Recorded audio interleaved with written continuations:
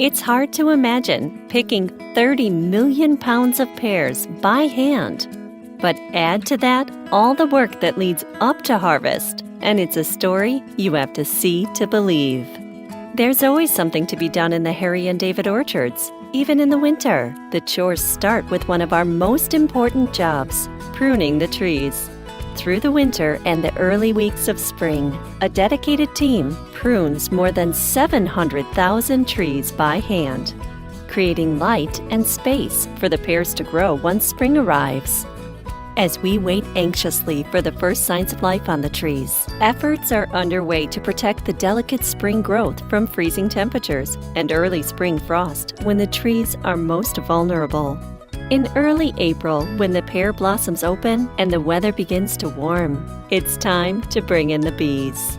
Beehives are set up in the orchards, and bees are released to help pollinate the flowers. As the trees leaf out, the focus turns to nutrition, irrigation, and pest control.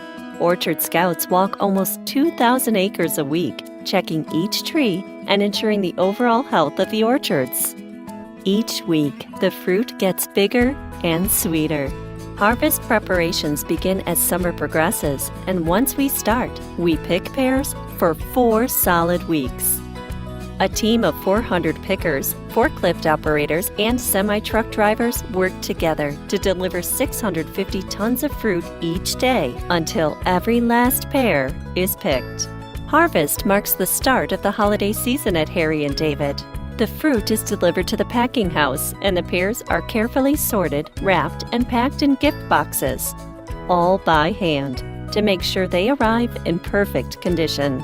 And we always wrap one pear in gold foil for an extra special touch.